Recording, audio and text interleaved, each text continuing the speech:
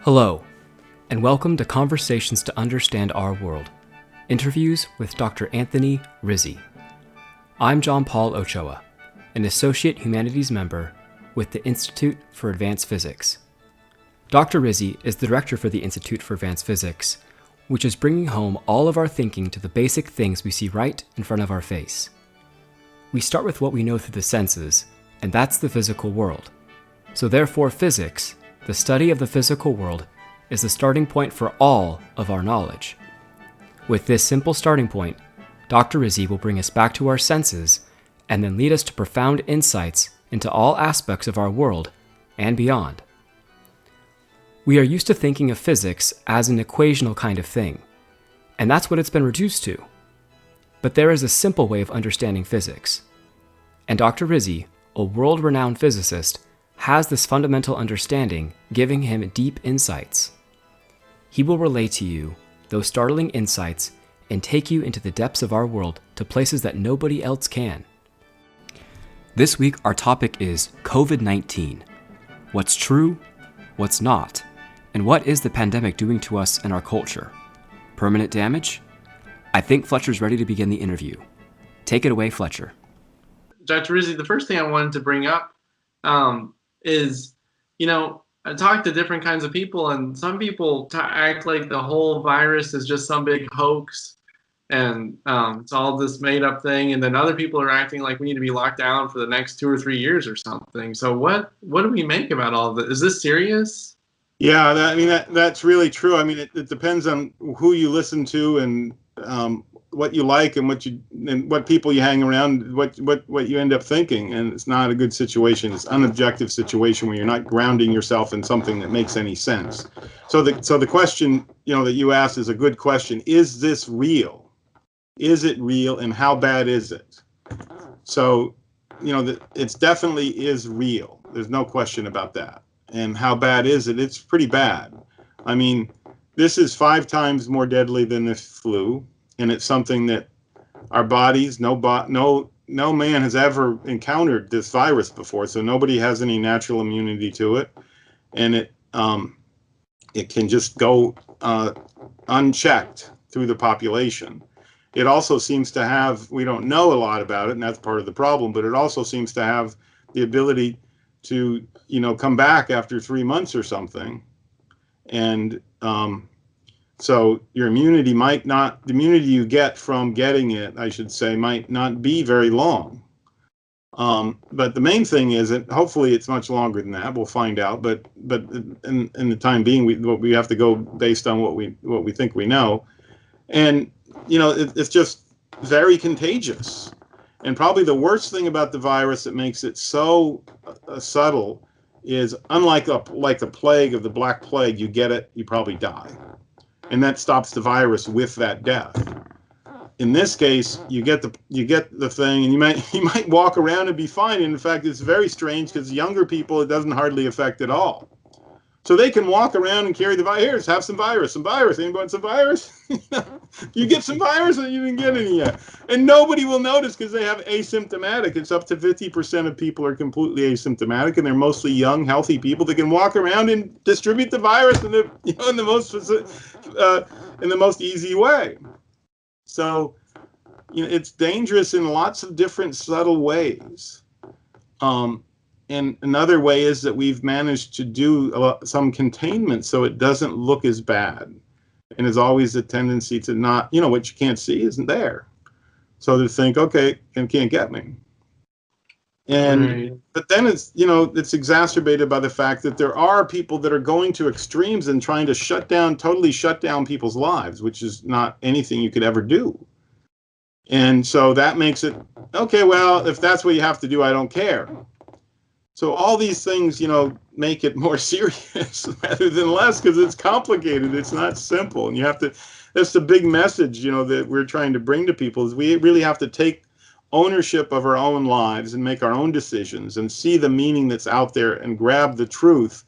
Even though everyone is running around with their head cut off, you got to find the path. And so there's a middle path here in which you actually see the seriousness of the virus and do things about it. The another one that we're worried about is you don't want this to go out of control, because then you overwhelm the healthcare system. That's what what happened earlier in the year is it started overwhelming healthcare systems, and so he had to put a stop to that. And there should be ways of doing this, though, intelligently, so we don't have to close things down. And that's definitely a must at this point, because we can end up, destroying more things than we help. But that doesn't mean you don't have to do the things that we're going to talk about. Wow, thank you. This guy, he said he heard from his biotechnology professor that that there's really serious long-term side effects from COVID, including sensory loss and damage like that. Can you speak about that? Yeah, he said he heard from his biotechnology professor that it actually can have permanent loss of taste and smell. So that is something that's floating around out there as a possibility, and one of the things that's really dangerous about this disease is that it makes people that get the serious cases forget what happened. So there's neurological brain issues associated with this. It's very strange. People with the flu don't forget that they had the flu, and they don't get this brain fog that lasts for months sometimes, and sometimes never stops. So because it's neurological like this, it's very strange, and it's worrisome what it's doing to people long term. Also, long-term lung damage has been reported in some cases where people, think they recover, but then they have permanent damage to their lungs and sometimes permanent damage to their heart. So there's very strange things, and the fact that you lose your sense of taste and smell and it's affecting your neurological system in this way is very scary. It makes you, want to be more careful. So, that's the thing, is to be careful and to treat it intelligently, not to go overboard, not to just say, okay, well, I'll give up my life. I should bring up another instance to just, anecdotally, but it shows you the weirdness of this thing. You don't hear this about the flu, that a nurse friend of mine that actually lives down the street from us, she told me that she knew 3 pregnant women who got COVID and died. They're young women, pregnant, they died, and their babies died too with them. So this is a weird thing. You want to be careful with this. Okay, so that kind of brings up the question about, how do we do what you're saying? And I mean, I know one of the things that's being pretty widely promoted is the use of masks, but I don't know exactly what to make of that. Some people seem, again, pretty opposed to it. Is the mask really a way to help with this? And if so, how should we use it? So it's a general question about, are masks helpful? And they are helpful, but I want to hold that question a little bit and go backwards to what's the intelligent thing to do? I said we have to be intelligent. What does that mean? We have to kind of use this as a time to remember that we're not very careful with our hygiene. Generally, we're not very careful with our hygiene. We'll sneeze and then we'll rub our hands or something, maybe wipe it a little bit, and then we'll go shake hands with our friend. It's just not very thoughtful. Or we'll sneeze and we'll touch something, and then somebody to come along and touch that place that we touched. And so just generally, we're not very careful with our hygiene. And if we could just be more careful with our hygiene, that would already be benefit. And getting the flu, it's not fun to get the flu either. So, and if we could just learn from this, that we, be a little bit more careful and to own the responsibility for ourselves, and for our, helping our friends and our people who are around to protect themselves and protect us.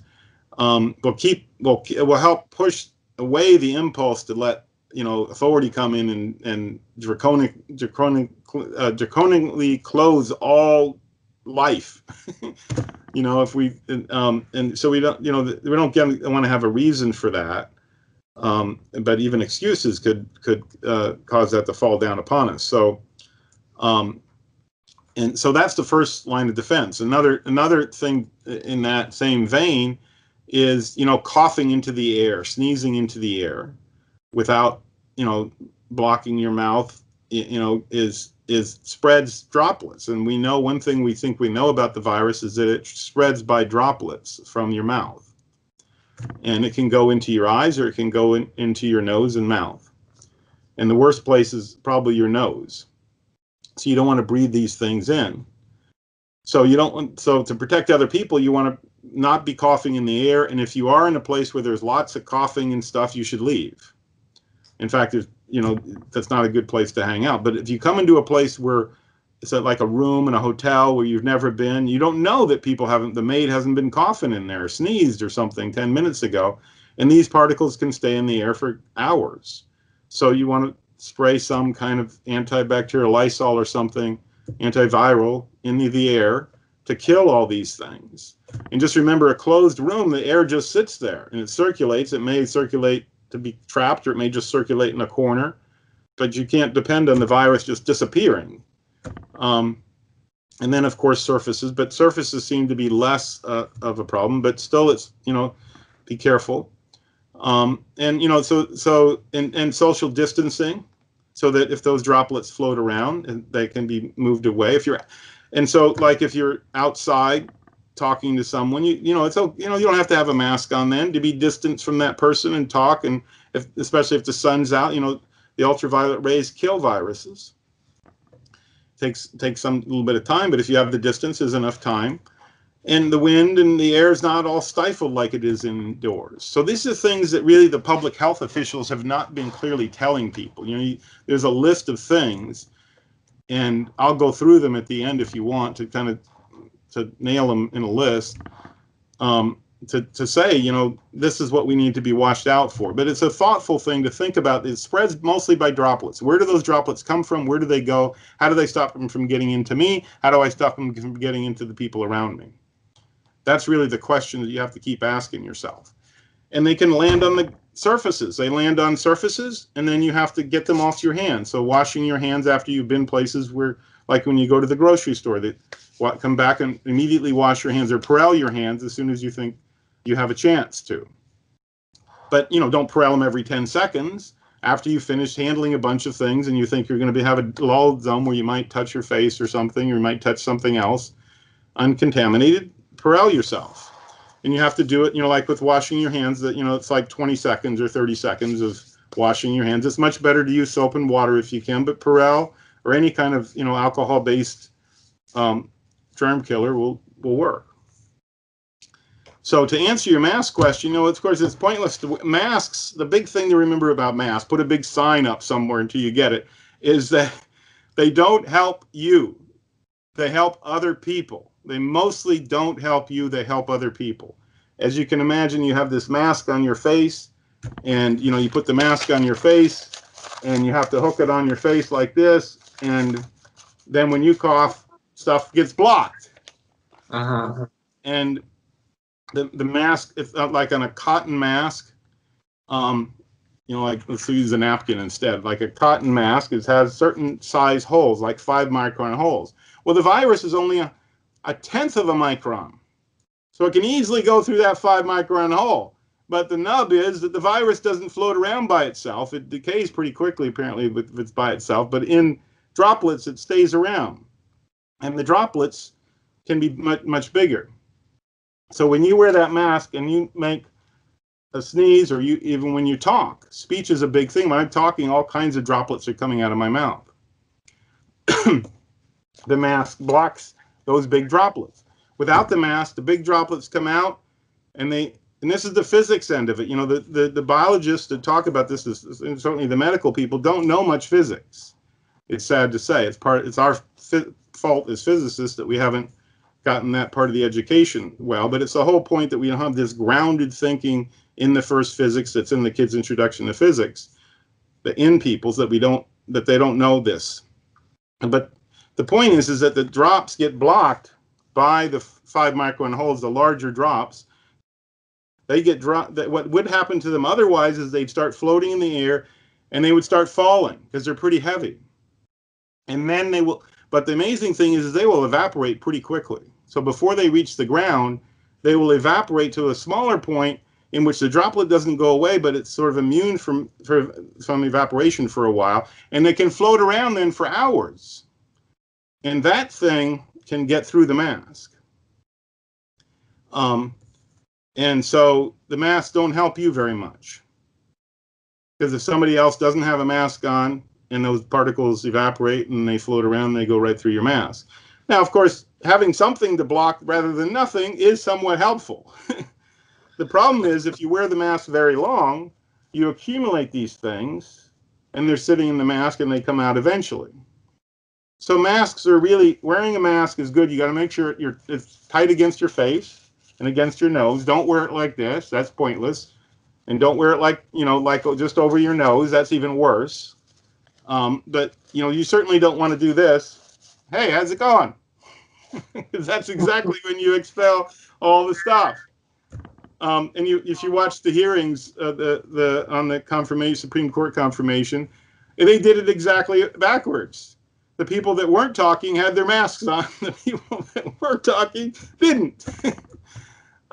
Yeah, so it's, there's reasons that, it's a complex thing, as I say, but I think that most people, and I hear doctors on the air talking about, well, you should wear a mask, it'll protect you. They just haven't got a clear understanding to articulate to the public. It's just not true.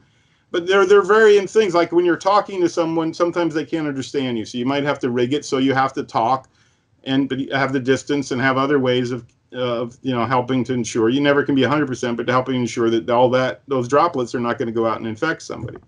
So generally speaking, a mask for a short period of time protects you a little bit, but it always protects other people. You don't want to keep the mask on too long. For another reason, it'll start being a breeding ground for bacteria. The other thing is how you handle the mask. When you wear the mask, you put the mask on, and then you take it off, and you hold it like this. You don't grab it like this and say, "Hey, how you doing, Fletch? How you doing? You want some germs?" Yeah. And you don't take it off and put it in your pocket, which is, a lot of people do. A lot of people, will just grab their mask like that and hold it like that. You've got to hold your mask, like this, and then take it to a trash can and drop it in a trash can before you get in your car. By the loop at the end of the things. You wanted to say something, Fletcher? Oh, yeah. So I'm having some audio problems, so I think we'll have to just switch over to Ethan to finish the interview. Okay, so we'll move that over. We'll get it set up for Ethan to be on screen here. Let's start from where we were. So basically, you have to be very careful with masks. And Fletcher was getting ready to talk, I think, about inside of cars. And do you understand? Would you have any thoughts about what it would be like to wear a mask inside of a car, Ethan? Well, inside of a car, you're kind of isolated, especially if you're driving alone. So I'm not sure why you would do that. I don't know if it would help you. And in fact, I'm curious if wearing a mask for an extended period of time could hurt you, especially if you're inside of a vehicle or something like that. Yes, in fact, it can hurt you because of the fact that what you did is you brought this mask that hopefully it did a little bit of blocking, but if any case, it's going to soak things up. And you brought this mask into your car that might have COVID in it, and now it's going to be sitting there outgassing. And possibly, it's not a high probability, but it's just not very smart to bring that thing that's soaked in there. And then, of course, the risk is you take it off and set it down on your dash or something, and then somebody else picks it up, and then you've got all the stuff that was on it. You've got a collector of COVID that you then passed around. So you want to, while you're thinking about it, you want to trash it before you go into the car. You don't want to wear it. You want to take out a new mask when you get out of your car again if you're going for a long drive to a new place. So it really can hurt you. And I think you were bringing up earlier that, does it hurt you to breathe in the mask? And it does. It's not good for people that have trouble breathing. And it's a calculus you have to do with people that have trouble breathing, whether you want them to wear a mask, because it does fill up with carbon. It's not dangerous or anything, but it's not good for people like young children and so forth. So you have to monitor. You don't want to, or if you're running or something, there's no reason to have your mask on while you're running. You should be running away for other people. There's just no reason to do that. And if you're doing exercises and things, you really should do it in a way that you can, be away from other people, so you don't have to, be exhaling on people. Maybe playing baseball or something where you're on different bases, and you're exhaling and your stuff is very distant from other people. It's outside again. The sun's out, the ultraviolet rays kill viruses. So, once you get a few of these principles, you just apply them to each case. So since we're talking about the fact that these masks block the droplets, let me show you a study that was done by some physicists on how these masks work. So here's a picture of the masks. This is the fleece mask. This is like the gaiters, these very thin gaiter things that people pull up. They're awful because what they actually do is they actually make the bigger droplets into these droplets that can stay in the air for a long period of time. And that's this picture. I don't know how well you can see it, but you can see there's a lot of tiny droplets. This is what it looks like with no mask, these big, huge droplets. So in some ways, it makes these little ones that can float around for you. So it could be that these masks are actually worse than no mask for infected people. I had a question regarding these photos, Dr. Rizzi. Sure. So what exactly are we looking at here? Is this the air, the mask, and what do the white lines versus the blueness represent? I'm a little lost at what I'm looking at. Okay, good question. So basically, this is what happens when you wear a mask, and you have the mask on, you cough, and then you light up the air, and the white stuff is the particles. So these are particles floating around, and those particles, the size of the particles is how big those white dots are. So these white dots are really small particles. And so you see that what those neck fleece things did is they left you with little tiny particles that can float around. And the no mask, you see all the particles that you released when you cough. The surgical mask, you see basically nothing. And you see a cotton mask is actually fairly good. Very few particles left. Again, it helps other people, not yourself. We got to get that in our head. It helps other people, not ourselves. Okay, right. So that's the air in front of a person who'd recently coughed or something. Yes. Okay, that's really interesting. And while we're on the subject of masks, can we reuse masks, especially if they've had time to dry out, like overnight or something? Because you were talking about how the virus kind of just breaks apart in a dry environment. So does that make a difference as far as getting a new? Well, let's see. So I don't think I talked about a dry environment. I was just saying that when those droplets get into the air, the big ones will evaporate before they fall to the ground. The bigger ones, the intermediate ones, and then they will float around. But the particles that get in here, the virus does break down over time. So the particles that get into a mask like this, you just want to throw this away. This is just a paper mask. You just want to throw it away. There's no point in keeping it. But like a cloth mask, like a lot of women have made these cloth masks of various different colors and so forth. Those cloth masks, you should just throw in the washer, and with some bleach or something, and just wash them when you're done with them. And then you can reuse them as many times as you want. Just make sure they're well washed. So, I certainly wouldn't, take a mask and then just set it around somewhere and use it and 3 hours later or something. But, if you're coming out of, like you go into a store where you're trying to keep from infecting people, you put the mask on. Then when you come out, you might be walking around for a while because you might want to go back, and you might realize you need to go back into the store. You might want to go into another store. You don't have to throw the mask away. Just hold on to it like this, and then, put it back on when you're ready to put it back on. And then when you're done, throw it away. But be very conscious. Just think of this as sick. Like I'll do with my family, say, is that sick? Is that desk over there sick? It's just a way of talking about it to know that that's the way you get sickness. And so just be conscious of that. And, again, we want to be, one of the awful things about this virus, one thing to think about is if I'm not careful, I might kill the old man across the street. So, it's 5 times more deadly than the flu, and it has all kinds of other secondary consequences. Now, it is true that most of the people that are going to get really sick and die are the ones that already have existing conditions. But the thing is that how more healthy people are what they call the vectors, the travel way that thing gets to those people. So they have grandkids, or they have people that come to their house and do things. And if we aren't careful, we have it, we pass it along to them, and one of them gives it and he dies. And we're in some way, our negligence is in some way responsible for that person's death or serious illness. And the same thing's true for the flu, by the way. You know, some, oh, what happens with the flu? Well, is that a reason not to do and act intelligently? You know, and if you just act intelligently, it becomes second nature to do these things. And, you know, what we'd like to do is get to a point where we can get, you know, hopefully a vaccine pretty soon. But, and then we can start moving out of this. But another way to do it is to just get to the point where we have enough cases where we can be, you know, say, where did you get it from? Where did you get it from? And have all those people that they contacted, trace them, and then find out when you get small enough numbers, and you just stop it in this country. You could just stop it in this country. Then you'd have to be really careful about your borders. But you know, that's a more systemic thing that most people can't deal with. So the thing is to just do what you can for your own life, for your own family. And like I say, the masks do help you a little bit, but just don't treat them, okay, I have my mask on, now I can do anything I want, right?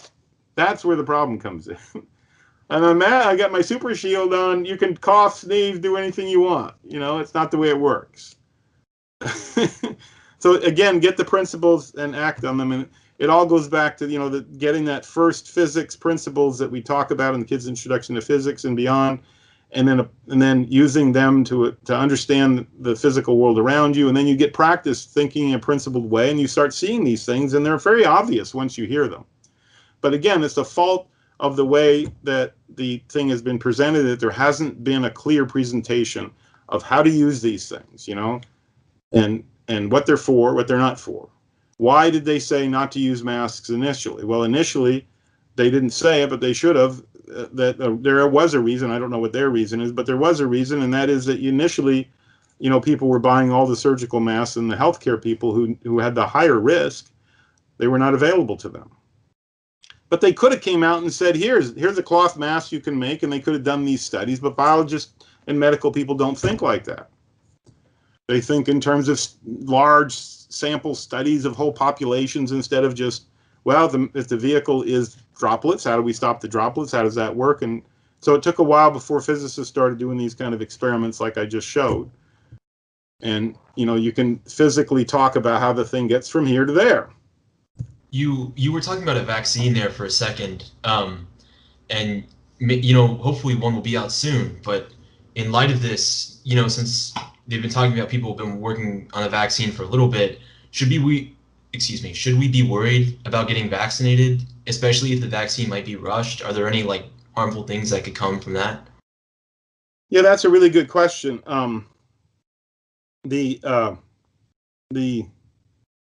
There's two. It's a complicated answer. The point is that the people that are doing the vaccine, you know, whether it's a company or whether it's the FDA trying to do the approval, you have to look at what they're doing and what type of people are doing it. And so it really depends on the company and the character of the people and what they've done. It's a way to tell, you know, whether they're going to be whether you want to take this vaccine is to look at what they've done and look at what they're saying rather than just say, okay, it's out, so I'll use it. And you know, it can go either way, right? Somebody can withhold the vaccine because they want to look good. They don't want to look like they're doing something political, and that can be an excuse to not do the due diligence as well. So just because the vaccine comes out later doesn't mean they've done the due diligence against the virus that they should have done. It may be that they're just, this is the way of making everybody be lulled into a sense of calm. And of course, the reverse is they could short circuit all the things so they can get it out early. So you really have to look case by case at the company, the people, and the way that they're involved, and so forth. But so that's kind of the way that the situation is that you have to do it case by case and find out, you know, what the and I think Pfizer's the first one, and I haven't gotten a chance to look into it well enough to give my own opinion on them. But they're the first one. I think Moderna is the next one. Pfizer could be coming, you know, fairly soon. And so I think, you know, we're probably looking at beginning of next year to mid next year before we have a vaccine that's, you know, that's actually having an effect on the population. But we'll see how it goes. Hopefully it can be earlier. But again, you have to judge by the situation. You can't just make a global statement. And again, like I say, it's applying principles to the case at hand. We were going to talk about, can you tell us about the books that we need here? Okay, sure. So there's two books of utmost importance here. The first one being A Kid's Introduction to Physics. It's simple, it's straightforward, it's written for children, young middle schoolers to understand, but everybody needs it. It's quick to pick up. So I think the first thing that I would get is a physical copy of A Kid's Introduction to Physics. That's written by Dr. Anthony Rizzi, and everyone should be reading that. Us, our brothers, sisters, children. And then the second thing to look in here is a little bit of a more, longer read. It's called The Science Before Science, also written by Dr. Anthony Rizzi. Subtitle is A Guide to Thinking in the 21st Century. And something that we really want to focus on here is that there's an audiobook for that was just released. I think those two things, so a physical copy of the kids' book and the audiobook of The Science Before Science, will be really important to pick up here. So I think there was one thing, you were kind of talking about throwing away disposable masks, but the cloth masks, should we be washing those daily? Or I know some people that just have it for a month and they're like, all right, it's first of the month, I'll wash my mask again. What's the good thing to do there? Yeah, that's crazy. That's crazy. You want to wash them as soon as you've, the use that you use them for. And like I say, probably, short use, like an hour or something. It's probably all you should use them. You should have a change of a mask that you can, if you're using cotton ones. And I would bring a plastic baggie or something, because that's another thing. Like with a cotton mask, you're not going to throw it away. So you'd have a plastic baggie, you put it in before you get in the car. You put that in the plastic baggie, then you can take it out again if you do it carefully and so forth. But you've got to remember that now you have to, your face has to be clean and so forth after you wear this, after the mask has been used a couple. But you don't want to wear it too long. I mean, you wouldn't say more than an hour before you need to get a new mask. Okay. And just keep changing it out, and then wash them at the end of the day is what I would do. There's no point in leaving them around to just, fill up the air with whatever you've gotten, so you get late, so you accidentally throw them someplace that you don't want to throw them. So, just again, that's basic principles. You think of this thing does trap some COVID. So you want to be careful with it. And, it's probably unlikely at some level, but, that you don't know. And the more you're careless with these things, the more they become a danger rather than a help. Let me show where the United States is right now. I have a plot here. So this is the ranking of all the countries in the world. There's like 219 countries here. And these numbers are from Worldometer. And basically I've taken a standard to show how many cases per test, which gives us an idea of how much spreading we have in the country, how much it's spreading from person to person throughout the country, in a given country. So basically to give an index of that, I've taken the total cases per million population and weighted it with the tests per million population, because if you have a greater density of tests, that means you have more accurate, actually better how many cases per million you have. So that's what this number over here, cases per tests, are. And the smaller that number is, the better is your country. So the better countries are at the top, and so we're starting here at the top with China, but we don't trust generally can't trust the numbers that China's given us. It's a closed country. China doesn't do good data, so I put that in purple. Similarly with Russia down here. But you can see that and I have the first world countries in green, and you can see the first world countries, there's many first world countries ahead of us. I may have missed greenizing some of the first world countries, but you'll get the idea. There's a lot of first world countries ahead of the United States right now, so we can do a lot better at containing the spread. I'll just scroll down until we get to the US here. You see US here, and this chart is 45. And this ranking here puts it, we're not doing so great hot here. We have to do a lot better. You see, we have Switzerland, Sweden, Italy, just name it, they're above us. So we have quite a bit of spreading by this gauge, which is, again, cases per test. Basically, an index based on the total cases per million population, weighted by how many tests. And we actually do pretty good as far as testing. It's just, it looks like we have a fair amount of spread. So that's where we are now, and so we can do a lot better by not locking down and closing down businesses and so forth randomly, but by doing whatever we do with these principles in mind. eliminate the spread and to try and, remember that it's not just us we're worried about. We're worried about those old people down the road, or that person that has multiple conditions, especially, and that we can have it. I've known multiple people that have had it and they didn't even know they had it. And again, some of the weirdest symptoms are these losing your sense of taste and smell, which is very strange. And should be alarming, to lose cognitive things like that is very odd. So let's talk about what is the pandemic and what is it doing to us. And so that one of the things it's doing is it's making us kind of realize that there's, I had a medical doctor ask a question that he wanted me to bring up during this thing. He asked me, is this, what do I think this is doing to the people's confidence in medicine? Do I think that people are losing confidence in the science of medicine and the people that practice medicine? And I think the answer is yes, that's happening, and it's happening. It's revealing that, there needs to be, it's revealing two things. It's revealing that there needs to be a better expression to the public of what the medical people do know, and a clear exposition. But it also revealing the nature of the way medicine works, which is it's system oriented. It's what we call empirological. It looks at a system of things rather than directly the causal structure. So it leaves a very loose kind of questioning and a loose kind of answering that kind of fluctuates around depending on, sort of nebulous statistical things that are never nailed down to causes. So that's reflecting of that problem, and it's hard for that medical field in a short period of time to collate what it knows and express it. It's very fuzzy because it's not going causal in a direct way as a community. So it reveals the need to bring the first physics principles back into those things and teach a kind of rigor, grounded rigor, so that you can ask causal questions and bring them to bear within the systemic nature of the system, so you can quickly respond to these kind of things in a clear way, instead of the kind of what looks like, and often is sometimes directly contradictory ways. But you can't let that make you think that medicine doesn't work. It obviously does. It just needs to be perfected in this way, and needs to be more clearly thought, the way all of us need to reorient ourselves. And one of the outputs of this is that we're beginning to lose more and more control over our lives, and granting more and more to external authorities on how we do what we do and so forth.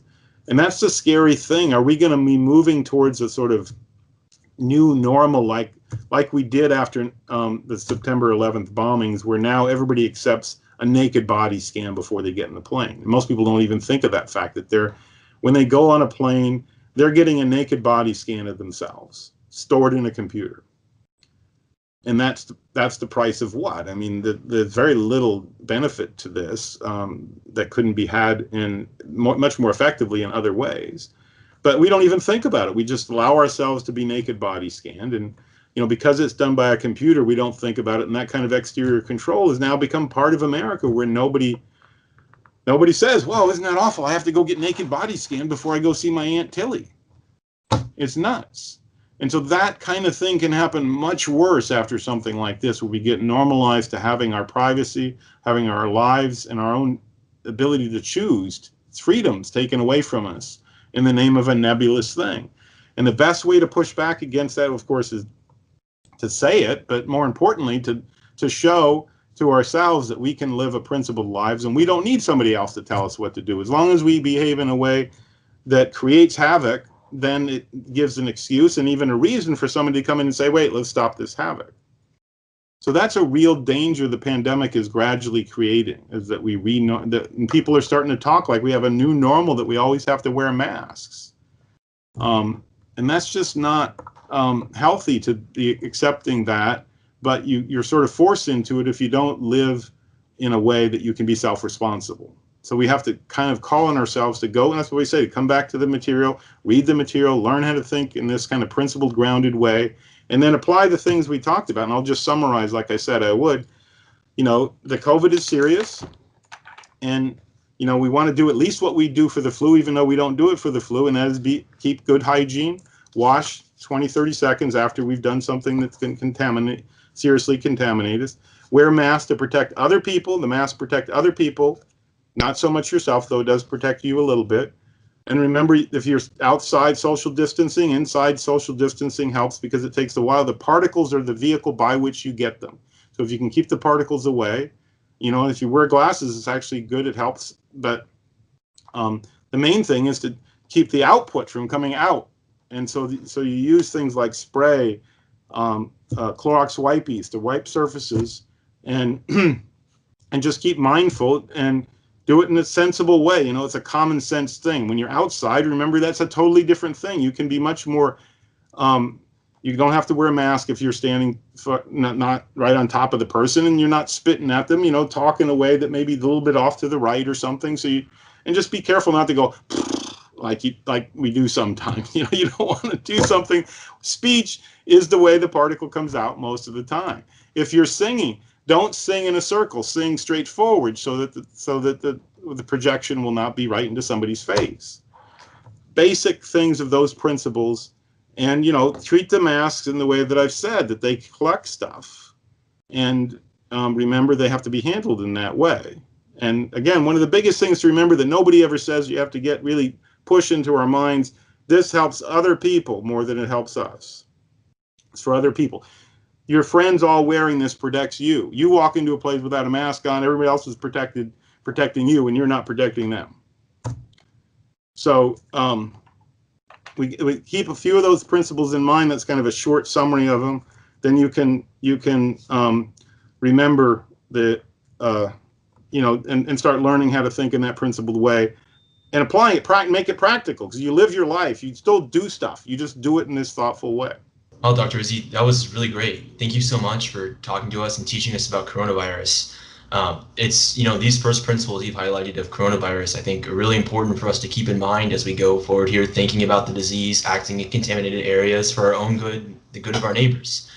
So I just wanted to say thanks so much for teaching us about all this stuff. This podcast is a great thing. You're welcome. You're welcome. So much to say here, so I hope it did get those things across. Well, thank you for saying that, Ethan. It was good being with you and good having this conversation. And we'll see you next time when I think we're going to talk about America. All right, Dr. Rizzi. See you next time. All right. Bye-bye. And thank you for joining us. As they just mentioned, there are all kinds of resources at our website, iapweb.org. You can get Dr. Rizzi's Kids Introduction to Physics and Beyond that gives the essential foundation that you need for all your thinking at the iapweb.org site shown. Also, you will need Dr. Rizzi's The Science Before Science, which goes beyond the kids' book and explains the basics of life. It is available as an audiobook. Also, get the audiobook of A Kid's Introduction to Physics on that same page. Articles that address issues like you just heard in the podcast are available at the Physics and Culture magazine at iapweb.org/magazine. All this information is available in the description below this video. The IAP's Next Conversations to Understand Our World podcast is surprising. It's on America. Dr. Rizzi will teach us what no one has about our country, and he will explain why we have been on such a downward slope, especially in the last months, with the profound disruption of even public order, where many no longer feel safe in their own homes. But there is a reason for hope. Join us next time to learn about it all. And beyond that, there is something special coming at the beginning of next year. A groundbreaking 5-part series, Decision for Truth. Watch with your family and friends. You will learn to live fully and how to avoid the negativity and banality of our culture that is continually sapping meaning and hope from our lives. Learn how to help yourself, your family, and your friends be truly happy.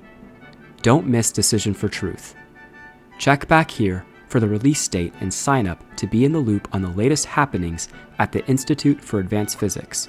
Go to iapweb.org/signup. Thank you.